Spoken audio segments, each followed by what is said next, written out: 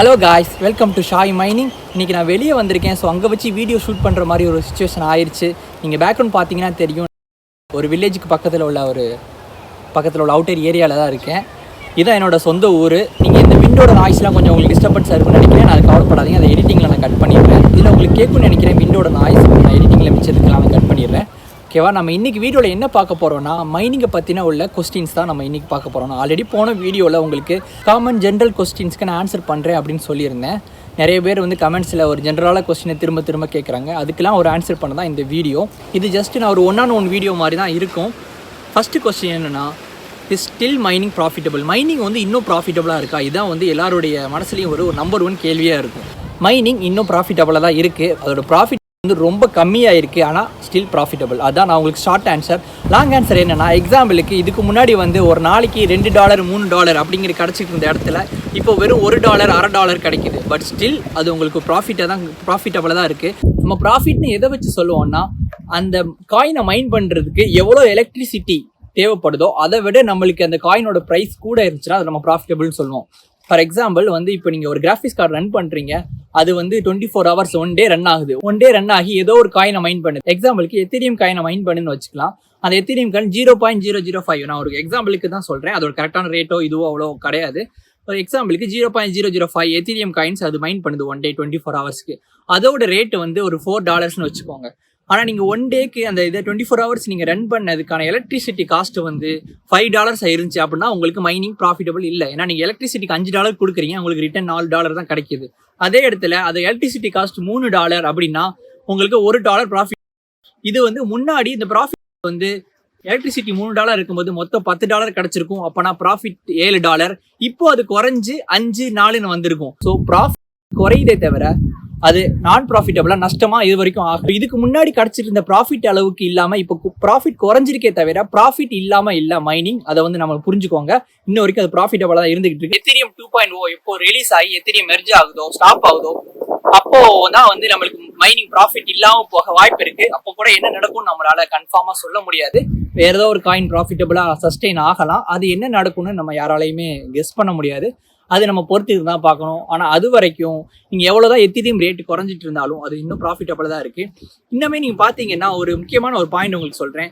இப்போ நீங்கள் நினைக்கிற மாதிரி இது எத்தீரியம் வந்து எவ்வளோ காயின் ப்ராஃபிட் இருக்கோ அதை விட நம்மளுக்கு கூடவே கிடைக்கும். ஏன்னா இப்போ நான் வந்து 0.1 காயின் மைன் பண்ணுறேன்னு வச்சுக்கோங்க, அதோட ரேட் வந்து $5 இப்போவா இருக்கும். எனக்கு இப்போ எலக்ட்ரிசிட்டி பில் $3.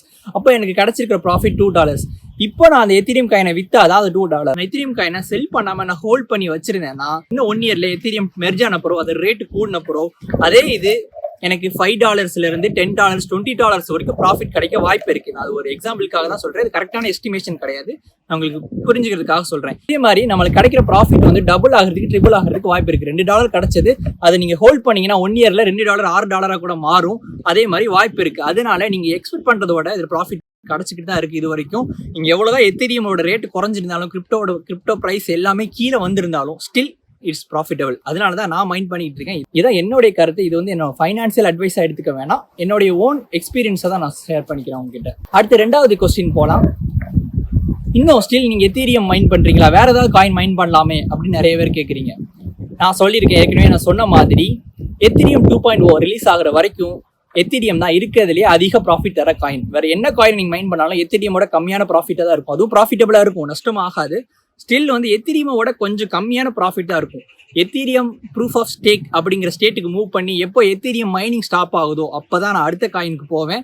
அது வரைக்கும் நான் எத்தீரியம் தான் நான் மெயினாக ஃபோக்கஸ் பண்ண போகிறேன். அதில் இருக்கிறதுலே அதுதான் அதிக ப்ராஃபிட், அதுதான் ஒரு நல்ல ஸ்ட்ராட்டஜியும் கூட. ஸோ நான் எத்தீரியம் மெர்ஜுக்கு முன்னாடி நான் வேற காயின் மைன் பண்ணுறது ஒரு ப்ராஃபிட்டபிளான வேயோ ஒரு குட் அப்ரோச்சாவோ எனக்கு தெரியல. நிறைய கிராஃபிக்ஸ் கார்டு வச்சிருக்கவங்க எத்தீரியம் போக மிச்ச பேரலாக ஒரு கிராஃபிக்ஸ் கார்டில் மற்ற காயின் ஃப்ளக்ஸ் ரேவன் காயின் மைன் பண்ணுவாங்க. நான் வந்து கொஞ்சம் கிராஃபிக்ஸ் கார்டு தான் வச்சிருக்கேன்.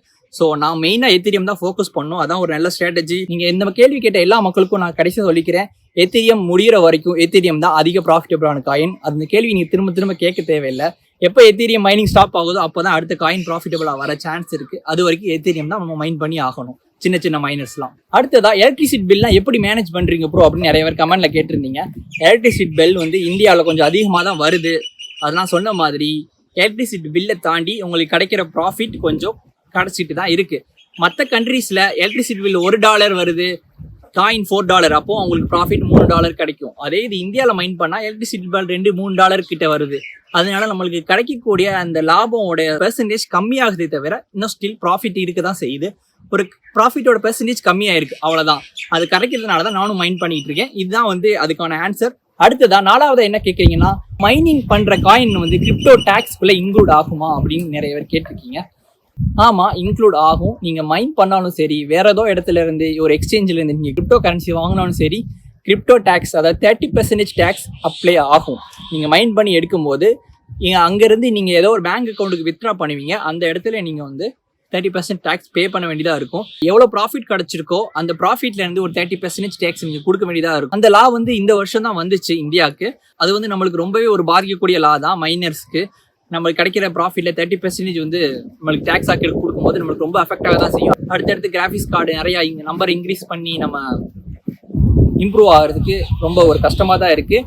நீங்கள் அதை அவாய்ட் பண்ணணும்னு சொன்னால் வேறு எந்த வழியுமே கிடையாது. நீங்கள் நிறையா வீடியோஸில் பார்த்துருப்பீங்க, டேக்ஸ் அவாய்ட் பண்ணலாம், அப்படி பண்ணுங்கள் இப்படி பண்ணுங்கள், டீசென்ட்ரலைஸ்ட் எக்ஸ்சேஞ்ச் யூஸ் பண்ணால் நம்ம டேக்ஸ்லேருந்து தப்பிக்கலாம் அப்படிலாம் நிறைய வீடியோஸ் போட்டிருப்பாங்க. அதெல்லாம் எதுவுமே நம்பாதீங்க. எதுனாலையும் டேக்ஸ்லேருந்து தப்பிக்க முடியாது. ஏதோ ஒரு பாயிண்ட்ல நீங்கள் பேங்க் அக்கௌண்ட்டுக்கு வித்ட்ரா பண்ணுவீங்க. அப்படி நீங்கள் வித்ட்ரா பண்ணும்போது மாட்டிக்குவீங்க. டேக்ஸ் நீங்கள் கட்டி தான் ஆகணும். டேக்ஸ்லேருந்து தப்பிக்கணும்னா இருக்கிற ஒரே வழி, அதாவது இது வந்து இல்லீகல் வழி கிடையாது, அஃபிஷியலாக இருக்க ஒரே வழி, நீங்கள் இந்தியாவில் இல்லாமல் வேறு ஏதாவது கண்ட்ரியில் இருந்து நீங்கள் எக்ஸாம்பிள் துபாயில் வந்து பார்த்தீங்கன்னா கிரிப்டோக்கு எந்த டேக்ஸுமே கிடையாது. நீங்கள் துபாயில் இருக்கிற உங்கள் ரிலேஷன் இருக்காங்க அப்படின்னா காயினை விற்று அவங்க பேங்க் அக்கௌண்ட்டில் வித்ட்ரா பண்ணிவிட்டு அதுக்கப்புறம் நீங்கள் அவங்க கிட்ட சொல்லி இந்தியன் மணியை வாங்கிக்கலாம். இந்த மாதிரி எந்த கண்ட்ரீஸ்லாம் கிரிப்டோட டேக்ஸ் இல்லையோ அந்த கண்ட்ரீஸில் வித்ட்ரா பண்ணி நீங்கள் உங்கள் ரிலேஷன் இருந்தாங்கன்னா தான் இதை பண்ண முடியும். ரிலேஷன்ஸோ ஃப்ரெண்ட்ஸோ ரொம்ப நீங்கள் ட்ரஸ்ட் பண்ணுற ஃப்ரெண்ட்ஸ் இருந்தால் தான் அதை பண்ண முடியும். நீங்கள் அவங்க கிட்ட வித்ட்ரா பண்ணி காசு கொடுத்துட்டு நீங்கள் இந்தியன் கரன்சியை நம்ம இங்கே வாங்கிக்கலாம். அதுதான் வந்து அஃபிஷியலாக வந்து லாஃபுல்லாக இருக்கிற ஒரே வழி. அதை தவிர வேற எப்படியுமே நீங்கள் வந்து கிரிப்டோ டேக்ஸ்லேருந்து உங்களால் தப்பிக்க முடியாது. 5வது கேள்வி, இப்போ இருக்கிற கிராஃபிக்ஸ் கார்டில் எது வந்து மைனிங்க்கு ரொம்ப ப்ராஃபிட்டபுளாக இருக்குது ப்ரோ அப்படின்னு சொல்லி யாராவது கேட்டிருந்தீங்க. அதுவும் இருக்கலே ப்ராஃபிட்டபுளான காயின் எது அப்படின்னு கேட்டிருந்தீங்க. கிராஃபிக்ஸ் கார்டு எது, காயின் எதுன்னு. நான் காயின் ஆல்ரெடி சொல்லிட்டேன். இருக்கலே இப்போதைக்கு ப்ராஃபிட்டபுளான காயின் எத்திரியம் தான். எத்திரியம் முடிஞ்ச பிறகு தான் நம்ம அதுக்கடுத்து என்ன காயின் சஸ்டெயின் ஆகுதுன்னு நம்ம பொறுத்திருந்து வெயிட் பண்ணி தான் பார்த்தாகணும். கிராஃபிக்ஸ் கார்டில் பார்த்தீங்கன்னா கிராஃபிக்ஸ் கார்டில் இருக்கிறதுலே ஒரு பவர்ஃபுல் அப்படின்னு நம்ம எதையுமே கரெக்டாக சொல்ல முடியாது. ஏன்னா கிராஃபிக்ஸ் கார்டோட ப்ரைஸ் வந்து பார்த்தீங்கன்னா ரொம்பவே அதுவும் வாலட்டைலாக ஒரு டைமில் ரொம்ப கூடி இருந்துச்சு, இப்போ ரொம்ப டவுன் ஆகிட்டே வருது, குறைஞ்சிக்கிட்டே வருது ப்ரைஸு. ஒவ்வொரு மாடலும் எக்ஸாம்பிளுக்கு 3060, 3070 இந்த ஒவ்வொரு மாடலும் வந்து ஒரு டைமில் இதை விட இது விலை குறையுது, எம்ஆர்பியோட இது விலை குறையுது, அந்த மாதிரி வந்துட்டு இருக்கு. நீங்கள் அந்த டைமில் வந்து இருக்கிறதுலையே எந்த மாடல் வந்து உங்களுக்கு சீப்பாக கிடைக்க முடியுது, அதோட மெகா ஹேஷ் எவ்வளோ கிடைக்குது, நீங்கள் இப்படி கால்குலேட் பண்ணிக்கலாம். நீங்கள் வாங்குற கிராஃபிக்ஸ் கார்டு எத்தனை மெகா ஹேஷ் கொடுக்குதோ அதை நீங்கள் கொடுக்குற ப்ரைஸால் டிவைட் பண்ணிக்கோங்க, உங்களுக்கு ஒரு வேல்யூ கிடைக்கும். அதே மாதிரி எல்லா கார்டும் அது கொடுக்குற மெகா ஹேஷோட அது வாங்குற ப்ரைஸோட டிவைட் பண்ணி பார்த்தீங்கன்னா உங்களுக்கு ஒரு ஃப்ராக்ஷன் கிடைக்கும். அது இதுக்குள்ளே எது அதிகமாக கிடைக்குது, அதாவது கம்மியான மணிக்கு எது அதிக மெகா ஹேஷ் கொடுக்குது அப்படின்னு பார்த்து மட்டும் தான் வாங்க முடியும். அது வந்து ஒவ்வொரு டைமும் மாறிக்கிட்டே இருக்கும். அதனால இதுதான் வந்து ஓவரால் அப்படின்னு சொல்ல முடியாது. ஓவராலாக ஒரு ஜென்ரலாக நான் சொல்லணும்னா 3060 Ti நான் சொல்லுவேன். 3060 Ti தான் வந்து கொடுக்குற ப்ரைஸுக்கு மெகா ஹேஷ் கரெக்டாக இருக்குது. இப்போ நீங்கள் பார்த்தீங்கன்னா கொஞ்ச நாளைக்கு முன்னாடி Nvidiaல 100% LHR அன்லாக்கும் வந்துருச்சு. அதனால 3060 Ti வந்து ப்ராஃபிட்டபுளாக இருக்கும். ஆனால் 3060 Ti கிடைக்கிறது கொஞ்சம் கஷ்டம், கரெக்டான ரேட்டில் கிடைக்கிறது இல்லை. அதனால தான் என்னாலையும் அதை வாங்க முடியல. நானும் அதை வாங்க ட்ரை பண்ணேன், எனக்கு கிடைக்கல. நான் வந்து அடுத்து 3070 வாங்கலான்னு தான் இருக்கேன். 3060 Tiக்கும் 3070க்கும் பெரிய டிஃப்ரென்ஸ் இல்லை. ஆனால் 3060 Ti எனக்கு கிடைக்கல. அடுத்து 6வது கடைசி கொஸ்டின் என்னதுன்னா, இதுக்கே கம்மியான பட்ஜெட்டுக்கு என்ன ஒரு மைனிங் ரிக் பில்ட் பண்ண முடியும் ப்ரோ அப்படின்னு சொல்லி நிறைய பேர் கேட்டிருந்தீங்க. கம்மியான மைனிங் ரிக் பார்த்தீங்கன்னா இப்போதைக்கு கரண்ட் ரேட்டில் நான் உங்களுக்கு ரஃபாக சொல்கிறேன். இதை பற்றி நான் தனியாக ஒரு வீடியோவே போடுறேன். உங்களுக்கு ஆல்ரெடி நான் போட்டிருப்பேன் நான் என்னோட ரிக்கை பற்றி. இருக்கலே சீப்பஸ்ட் ரிக் எப்படி பண்ணலாம் அப்படி சொல்லி இன்னொரு தனியாக வீடியோ போகிறேன். இதில் வந்து ஜஸ்ட் நான் ஓவரால் வேல்யூ மட்டும் சொல்கிறேன். GTX 1660 சூப்பர்னு ஒரு கார்டு இருக்குது. இதோட கரண்ட் எம்ஆர்பி பார்த்தீங்கன்னா 21,000 to 23,000 தான் இருக்குது. அது வந்து நார்மலாக 31 மெகாஹெர்ட்ஸ் கொடுக்கும். அது பயோஸ் மாடிங் அப்படின்னு பண்ணீங்கன்னா 34-35 மெகாஹெர்ட்ஸ் கூட கிடைக்கும். ஆனால் நீங்கள் எதுவுமே பண்ணா கூட 31 megahertz out of the box அதில் உங்களுக்கு கிடைக்குது. அதோட ரேட் பார்த்தீங்கன்னா 23. இருக்கிறதுலே நீங்கள் வாங்கக்கூடிய சீப்பஸ்ட் கிராஃபிக்ஸ் கார்டுனா அதுதான் வாங்க முடியும். அது கீழே நீங்கள் 1080 போனீங்கன்னா அது வந்து ஃபியூச்சர் ப்ரூஃபாக இருக்காது. கொஞ்ச நாள் அது அவுட் ஆஃப் டேட் ஆயிரும். ஸோ ஃபியூச்சர் ப்ரூஃபாக இருக்கிற ஒரே கம்மியான கார்டு பார்த்தீங்கன்னா என்னை பொறுத்த வரைக்கும் 1660 சூப்பர் தான். அதோட ரேட் 21,000 23,000 இருக்கும். நம்ம 23,000 வச்சுக்கலாம். அதுக்கடுத்து ஒரு மதர் போர்டு எடுத்துக்கிட்டிங்கன்னா நான் வாங்கியிருக்கிறது 5,000, 4,000 கூட மதர் போர்டு இருக்குது. அது 4,000 வச்சுக்கலாம். மொத்தம் 27,000. ப்ராசஸர் ஒரு 5,000. அப்போ எல்லாத்தையும் சேர்த்து மொத்தம் 32,000 ஆகுது. அதோட ரேம் வந்து உங்களுக்கு 3,000க்கு வாங்கிக்கலாம். அப்போ அது சேர்ந்து 35,000. இது போக பவர் சப்ளை நல்ல பவர் சப்ளை வாங்கினீங்கன்னா 450 வாட்ஸ் போதும். அது நல்ல பவர் சப்ளை வாங்கினா 5000 வாங்கிடலாம். ஸோ மொத்தமாக சேர்த்து 37,000 ஆகுது. அது போக அந்த ஜிபியூ ரைசர் அது இதுன்னு சின்ன சின்ன ஐட்டம்ஸ் வாங்குறதுக்கு ஒரு 3000 வச்சுக்கிட்டாலும் மொத்தமாக நீங்கள் 40,000 மினிமம் 40,000 நீங்கள் ஒரு கிராஃபிக்ஸ் கார்டை வச்சு ஒரு ரிக்கை உங்களால் இப்போ பில்ட் பண்ணி ரன் பண்ண முடியும். அந்த டீட்டெயிலாக நான் உங்களுக்கு இன்னொரு வீடியோவில் தனியாக எக்ஸ்பிளைன் பண்ணுறேன். ஓகே, இது வரைக்கும் நீங்கள் காமனாக கேட்ட கொஸ்டின் எல்லாத்துக்குமே நான் ஆன்சர் பண்ணிட்டேன். இன்னும் நிறைய கொஸ்டின்ஸ் இருக்குன்னு நினைக்கிறேன். நீங்கள் வரப்போகிற வீடியோஸில் கமெண்ட்ஸில் நீங்கள் கேட்க நான் இதோட பார்ட் 2 பார்ட் 3 வந்து உங்களுக்கு கொஸ்டின்ஸ்க்கு நான் ஆன்சர் பண்ணிட்டு வரேன். ஸோ தேங்க்யூ ஃபார் வாட்சிங் கைஸ். கண்டிப்பாக அந்த வீடியோ பிடிச்சிருந்தா ஒரு லைக் பண்ணுங்கள். உங்கள் ஃப்ரெண்ட்ஸ் ஏதாவது இந்த மைனிங்கை பற்றி டவுட்ஸ் கேட்டிருந்தாங்க அப்படின்னா அவங்களுக்கு இந்த சேனலை ரெக்கமெண்ட் பண்ணுங்கள். நீங்கள் சப்ஸ்கிரைப் பண்ணாதவங்க கண்டிப்பாக சப்ஸ்கிரைப் பண்ணுங்கள். அது நான் இன்னும் நிறைய வீடியோஸ் மேக் பண்ணுறதுக்கு எனக்கு ரொம்ப ஒரு மோட்டிவேஷனாக இருக்கும்.